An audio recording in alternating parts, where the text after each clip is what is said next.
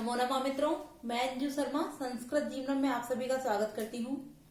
तो जैसा कि हम लोग अपनी कारक प्रकरण वाली कक्षा में उपस्थित हैं और हमारे जितने भी मित्र लाइव आ चुके हैं सभी लोग अपने दोस्तों के साथ वीडियो की लिंक को शेयर कर दीजिए। और मैं जैसे कि क्लास आरंभ करूं उससे पहले आप सभी लोग वीडियो को लाइक कर दीजिए, क्योंकि आप लोग वीडियो पढ़ने लगते हैं, मतलब वीडियो शुरू हो जाती है जब हम लोग अध्ययन करने लगते हैं तो आप लोग लाइक करना भूल जाते हैं। इसलिए वीडियो को लाइक कर दीजिए और वीडियो की लिंक को अधिक से अधिक शेयर कीजिए, जिससे कि अधिक से अधिक लोग वीडियो के साथ लाइव जुड़े। तो अभी तक हमारी वीडियो के साथ जो लोग लाइव जुड़ चुके हैं उनमें आर.के. चौधरी जी हैं, पंखुड़ी जी हैं, रीना राजपूत जी हैं, अजय गौड़ हैं, विपुल जी हैं, राही सिद्दीकी जी हैं और विजय यादव हैं, श्यामवीर हैं, निकिता शर्मा है, रेहान खान है।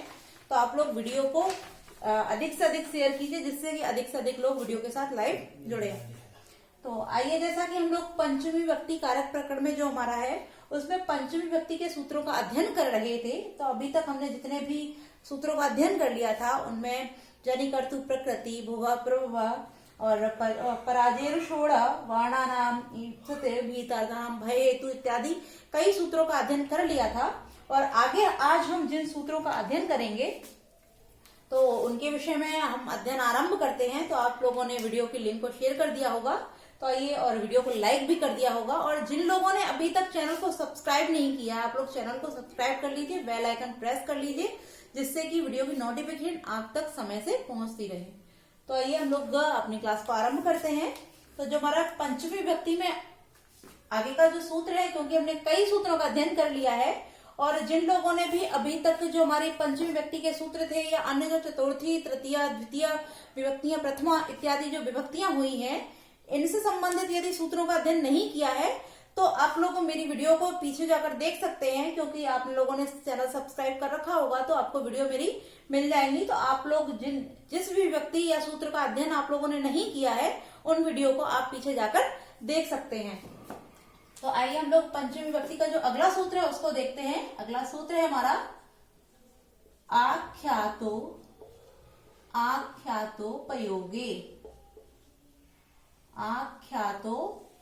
पयोगे।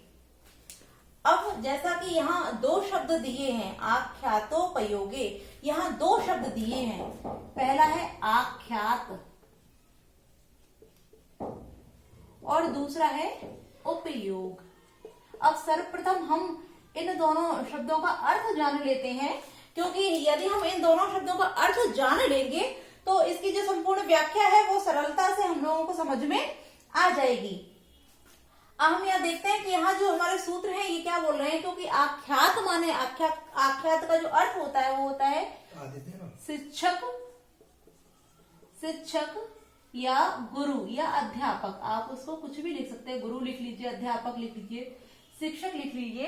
तो गुरु या जो शिक्षक होता है, अध्यापक होता है, ये हमारा आख्यात होते हैं। अब हमने जो हमारा दूसरा शब्द है वो क्या है, उपयोग। उपयोग का तात्पर्य क्या होता है, नियम पूर्वक। अब हमने क्या किया है, हमारे जो सूत्र में दो ही शब्द थे उन दोनों शब्दों का अर्थ जान लिया है। अब इन दोनों शब्दों से ही हम देखते हैं कि हमारे संपूर्ण जो सूत्र है उसका अर्थ निकल के आ जाएगा। अब यहाँ इस सूत्र के अंतर्गत क्या कहा जा रहा है कि जब हम किसी से नियम पूर्वक, अब किसी से तात्पर्य जब हम गुरु या शिष्य से नियम पूर्वक शिक्षा ग्रहण करते हैं, अर्थात कुछ भी सीखते हैं, आप नियम पूर्वक किसी से पढ़ते हैं, तब वहां जो जिससे पढ़ा जाता है, नियम पूर्वक जिससे पढ़ा जाता है, उसकी वहां अपादान संज्ञा हो जाती है। और क्योंकि यह सूत्र जो है वो क्या कर रहा है, संज्ञा कर रहा है, जिसमें अपादान संज्ञा। अब अपादान संज्ञा किसकी होगी, तो आख्यात। जो आख्यात होगा अर्थात जो व्याख्याता होता है, जो व्याख्यान देता है, उसकी ही अपादान संज्ञा हो जाएगी। और संज्ञा करने के कारण ये जो हमारा सूत्र है वो कैसा सूत्र हो जाएगा, वो हमारा संज्ञा सूत्र हो जाएगा। तात्पर्य यह जो हमारा सूत्र है वो कैसा सूत्र है, यह संज्ञा सूत्र है, क्योंकि यह जो सूत्र है वो क्या कर रहा है, वह अपादान संज्ञा कर रहा है। अब हमने देखा कि ये सूत्र क्या बोला है कि जब किसी से नियम पूर्वक पढ़ा जाता है तब वहां जो व्याख्याता होता है, जो आख्यात देने वाला होता है, अर्थात जिससे पढ़ा जाता है, जो नियम पूर्वक पढ़ाने वाला होता है, उसकी ही अपादान संज्ञा हो जाती है। ठीक है, अब इसका हम एक उदाहरण देख लेते हैं, जैसे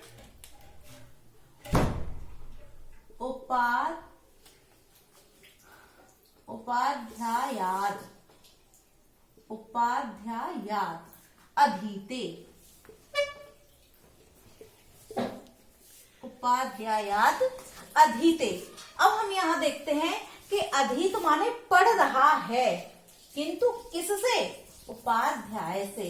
कि जो उपाध्याय है, जो अध्यापक है, जो उसको पढ़ा रहा है, ऐसे व्याख्यान करने वाले जो आख्यात है, अब यहाँ आख्यात कौन हो गया है? उपाध्याय।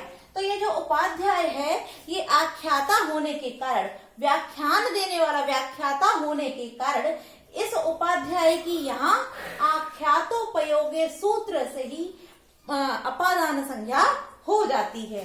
और इसके कारण अपादान संज्ञा जहां होती है वहां अपादाने पंचमी सूत्र से उसमें पंचमी व्यक्ति का विधान कर दिया जाता है।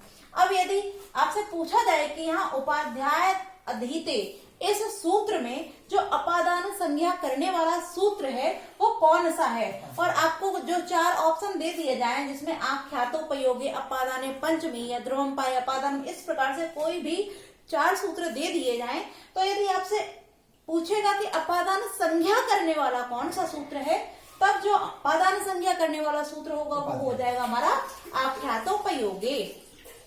किंतु यदि आपसे यही पूछता है कि उपाध्याय में जो पंचमी विभक्ति हुई है वो किस सूत्र से हुई है, तब यहाँ आख्यातोपयोगी नहीं होगा, बल्कि कौन सा होगा? अपादाने पंचमी। जो अपादाने पंचमी सूत्र है उस सूत्र से यहाँ जो पंचमी विभक्ति है उसका विधान किया जाएगा। इसी कारण जो अपादान संज्ञा करने वाला सूत्र है वो हमारा आख्यातोपयोगी है, और जो पंचमी विभक्ति करने वाला सूत्र है वो अपादाने पंचमी है। ठीक है, अब एक प्रश्न और बन जाता है, जैसे कि जब हमने यहाँ लिखा हुआ नियम पूर्वक, जब हम नियम पूर्वक ही पढ़ते हैं किसी से तभी उसमें अपादान संज्ञा होगी, तभी उसकी अपादान संज्ञा होगी। किंतु यदि नियम पूर्वक किसी से नहीं पढ़ा जाएगा तब उसकी अपादान संज्ञा नहीं होगी। जैसे इसके लिए हम एक उदाहरण देख लेते हैं, जैसे नटस्य गाथाम शृणोति, नटस्य गाथाम शृणोति। अब हम यहाँ देखते हैं, यहाँ क्या कह रहा है कि नट की गाथा को सुनता है, अर्थात कोई नाटक करने वाला, नाटक को प्रस्तुत करने वाला कोई व्यक्ति है, और कोई व्यक्ति रास्ते से जा रहा है या फिर नाटक में अचानक से पहुंच जाता है, तब वहां वो उस नाटककार की उस गाथा को सुनता है। तो यहाँ नियम पूर्वक नहीं पढ़ा जा रहा है, वह जा रहा था, रास्ते में नाटक हो रहा था, तो उसकी वह गाथा को वहां सुनने लगता है। इसलिए यहाँ इसमें जो है इसकी अपादान संज्ञा नहीं होगी, क्योंकि यहाँ नियम है ही नहीं। वो जा रहा था, अचानक से उसको नाटक मिल जाता है और उसकी नाटककार की बात को वो सुनने लगता है, तो यह नियम ना होने के कारण इसकी अपादान संज्ञा नहीं हुई है। तो आप लोग इस चीज को ध्यान रखिएगा कि जब किसी से नियम पूर्वक ही पढ़ा जाएगा तभी उसकी अपादान संज्ञा होगी, किंतु यदि नियम पूर्वक नहीं पढ़ा जाएगा तब उसकी अपादान संज्ञा नहीं होगी। उसमें जो होगा क्या हो जाएगा? षष्ठी। नट की गाथा को सुनता है, अर्थात यहाँ संबंध हो गया कि नट की गाथा को सुनता है, तो यहाँ संबंध होने के कारण यहाँ षष्ठी विभक्ति हो जाती है। ठीक है, तो हमारा ये जो सूत्र था ये पूरी तरह क्लियर हो चुका है। अब हम अपना अगला सूत्र देखते हैं। जो हमारा अगला सूत्र है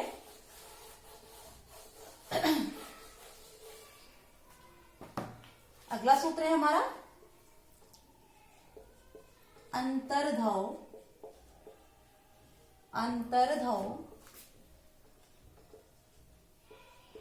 येन दर्शनम विच्छति।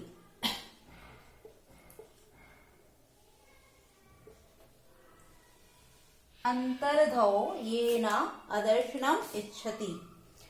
अब यहाँ क्या कहा जा रहा है कि अंतर्धौ येन अदर्शनम इच्छति, जिसके द्वारा अदर्शनम अपने दर्शन को अर्थात अपने अदर्शन की इच्छा की जाती है, ऐसे अंतर्धौ। अंतर्धौ अर्थात व्यवधान में, अर्थात जब किसी कारण से कोई व्यवधान किया जाता है अपने दर्शन में, जब कोई अपने को किसी से छिपाता है, अपने आप को किसी चीज से, किसी वस्तु से छिपाता है, व्यवधान लेता है, अर्थात जो दर्शन है कोई उसको देख ना सके उसके लिए किसी चीज की ओट करता है, अर्थात व्यवधान जैसे किसी खंबे के पीछे छिप जाता है या किसी दरवाजे के पीछे छिप जाता है, तो ऐसी चीज में अपने अदर्शनम की अर्थात अपने दर्शन की इच्छा न करने के कारण, यानी कि कोई उसको देख न ले, ऐसे अदर्शनम अर्थात अपने दर्शन को नहीं, अपने आप को नहीं दिखाना चाहता है, ऐसे अंतर्धौ जो व्यवधान वाली वस्तु होती है, अर्थात जिससे छिपा जाता है, जिससे अपने दर्शन को छिपाया जाता है, जिससे हम व्यवधान ले रहे हैं, अपने दर्शन, अपने आप को जिसको नहीं दिखाना चाहते हैं, उसकी क्या हो जाती है, उसकी अपादान संज्ञा हो जाती है। आपका क्लियर हुआ कि व्यवधान अर्थात ओट होने पर छिपने वाला, जिससे अपने आदर्शन चाहता है, अर्थात अपने आप को जिसको नहीं दिखाना चाहता है, उसकी अपादान संज्ञा हो जाती है। ठीक है, अब हम इसका उदाहरण लिखते हैं, उदाहरण से और अच्छे से क्लियर हो जाएगा। जैसे मातुर निर्लीयते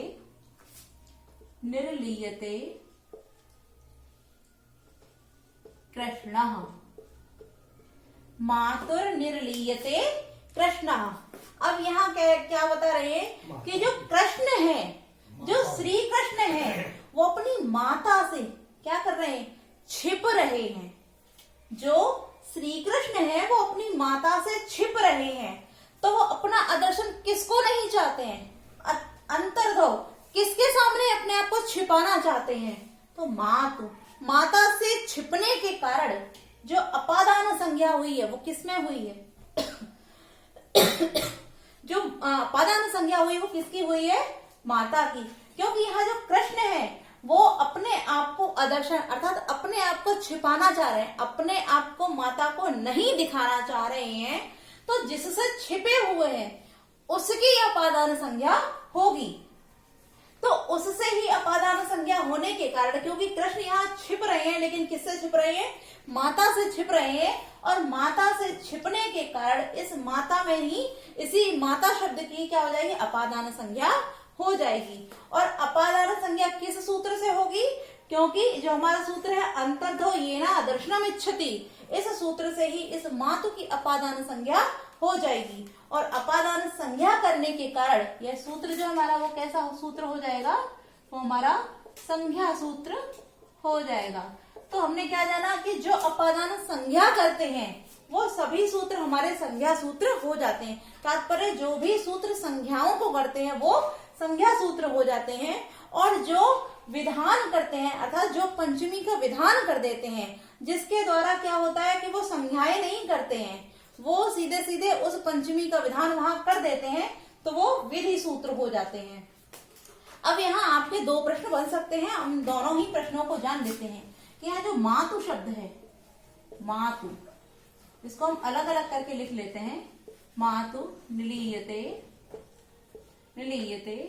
कृष्णः, क्योंकि इसके जो बनने वाले प्रश्न हैं उनको भी जानना है। तो यहाँ जो मातु शब्द है, मातु, इससे दो शब्द आपके दो प्रश्न बन सकते हैं।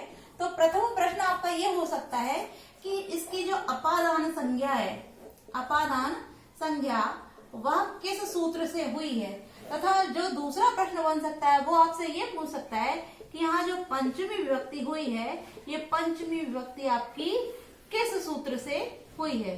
तो हमने यहाँ जाना कि आपके दो प्रश्न इस उदाहरण से बन गए कि मातु शब्द की जो अपादान संज्ञा की है वो किस सूत्र ने की है।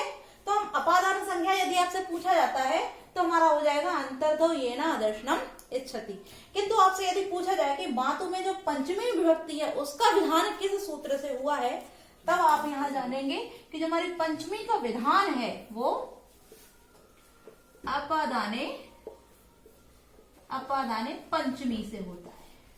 ठीक है, तो जो पंचमी का विधान करने वाला सूत्र है वो है अपादाने पंचमी। और यदि आपसे अपादान संज्ञा पूछी जाती है तो अंतर्दो येन अदर्शनमिच्छति। अब तीसरा प्रश्न यदि आपसे बन सकता है तो ये पूछा जाएगा कि जो मातु शब्द है इसमें कौन सी विभक्ति है। तो आप क्योंकि रूप याद किए रहेंगे तो आप जान जाएंगे कि जो मातु है इसमें पंचमी व्यक्ति का विधान किया गया है। ठीक है, तो इस सूत्र से बनने वाले जो हमारे प्रश्न थे उन सभी प्रश्नों को हम लोगों ने जान लिया है। तो हमारा ये वाला सूत्र भी क्लियर हो गया है। अब हम अपने पंचमी विभक्ति का ही जो हमारा अगला सूत्र है उसको सूत्र ही है। तो इस सूत्र के विषय में हम लोग अध्ययन करते हैं।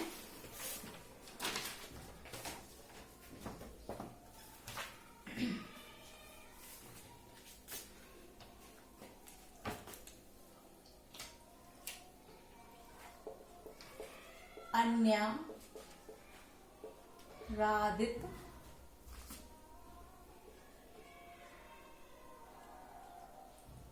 ऋतेर दिक् शब्दान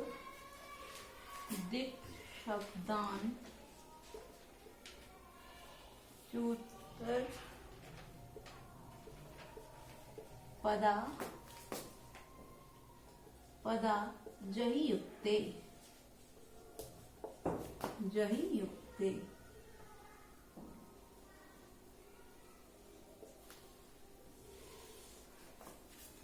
अब ये जो हमारा सूत्र है अन्यारादित ऋते दिक् शब्दांचूतर पदा जहि युक्ते, यह सूत्र जो है वो हमारा सूत्र अपादान संज्ञा नहीं करता है।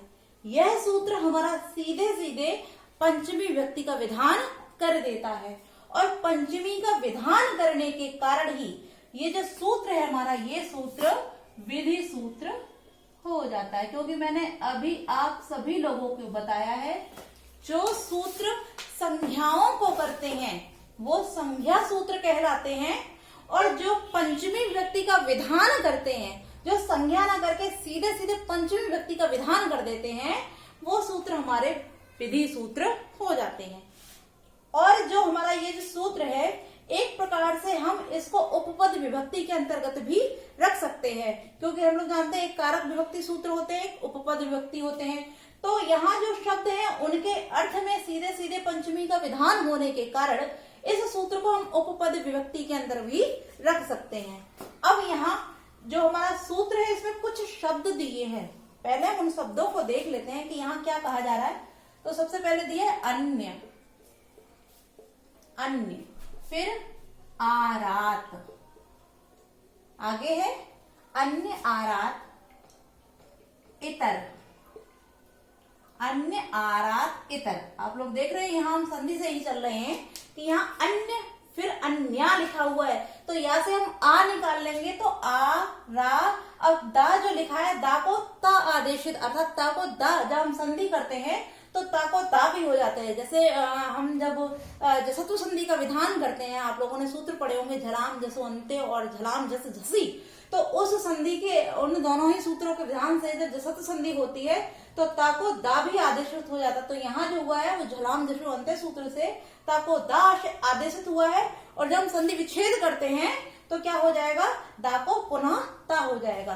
तो अन्य फिर या से आ निकाला तो आ रात, दा को ता हुआ तो आ रात, फिर यहाँ दा पे जो ई लगा हुआ है तो इतर, यहाँ इतर आ गया है। अगला देखते हैं, अगला जो है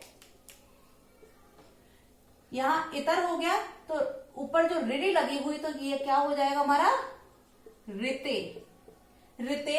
अब लिखा हुआ दिक् शब्द, यानी दिक् शब्द का तात्पर्य है, पहले लिख लेते हैं दिक् शब्द अर्थात दिशावाची शब्द, दिशावाची शब्द। तो हम लोगों ने जाना दिक् शब्द का तात्पर्य कि दिशावाची शब्द। आगे क्या बोल रहे हैं कि अंच, अंच उत्तर पद में हो, अंच उत्तर या अंच उत्तर, तो यहाँ अंश धन उत्तर, तो अंश उत्तर में हो ऐसे पद, अंश उत्तर में हो जिसके, जिसके ऐसे पद। तो अंश क्या हो, उत्तर में हो जिसके ऐसे पद। और फिर दिया है यहाँ पे अंश उत्तर के बाद में उत्तर। अब यहाँ अंश उत्तर पदा, तो यहाँ अब रह जाएगा हमारा अच, क्योंकि अच यहां से आ लिया, क्योंकि अच पद, पद शब्द यही हो गया कि अंश उत्तर में हो ऐसे पद, पद माने पद। अब यहाँ जो हमारा रह गया वो आ रह गया, तो आ और जा जो है, जा को हम चा आदेशित कर दे रहे हैं, तो हमारा हो जाएगा अच या आच। ठीक, अब हम जा से हमने फिर यहां से आ निकाला, तो हमारा रह जाएगा आही, आही। तो हम लोग अही नहीं, सॉरी, आही हो जाएगा यहाँ, आही, आही। ठीक है, तो हम लोगों ने यहां जाना, यह जो हमारा सूत्र है, तो यहाँ अन्य, आरात, इतर, ऋते, दिक् शब्द, दिक् शब्द से मतलब दिशावाची जो शब्द है, ऐसे शब्द अंश उत्तर में हो जिसके ऐसे पद, अंश उत्तर में हो जिसके ऐसे पद, साथ ही साथ अच और आही, अच और आही, इनसे युक्त होने पर, अर्थात किसी भी वाक्य के अंतर्गत यदि हम इनसे युक्त कोई भी शब्द पाते हैं, तब क्या होगा, वहां पंचमी विभक्ति का विधान हो जाएगा। अर्थात वहां संज्ञा नहीं की जाएगी, सीधे सीधे पंचमी विभक्ति का विधान कर दिया जाएगा। तो अब इनके जो मुख्य मुख्य शब्द, जो शब्द हैं, इनके पहले हम अर्थ जान लेते हैं। तो यहां जो लिखा हुआ है अन्य, अन्य, और जो लिखा हुआ है इतर, अन्य और इतर, इन दोनों का जो अर्थ होता है वो होता है हमारा भिन्न। तो अन्य और इतर दोनों का ही अर्थ क्या होता है, भिन्न। अगला जो लिखा हुआ हमारा आरात, आरात, आरात माने होता है समीप, आरात का अर्थ क्या होता है, समीप होता है। अब ऋते, क्योंकि ऋते का अर्थ आप लोग पहले भी पढ़ चुके हैं, फिर भी हम यहां लिख देते हैं। ये जो हमारा ऋते शब्द जो है, ऋते, ऋते का अर्थ होता है बिना, ऋते का अर्थ होता है बिना। अब यहाँ अगला जो हमारा दिया है दिक्वाची शब्द, तो दिक्वाची शब्द जो होते हैं पूर्व, पश्चिम इत्यादि जो दिशाओं को बताते हैं, ऐसे शब्द हमारे दिक्वाची शब्द हो जाते हैं। और अंश उत्तर में हो ऐसे पद, तो ऐसे पदों को हम जानते हैं जिनके पीछे अंश लगा होता है, तो हम इसको भी लिख लेते हैं, जैसे प्र, प्रधन अंश, प्रधन अंश जब हम इसको लिखते हैं तो ये हमारा हो जाएगा प्राक,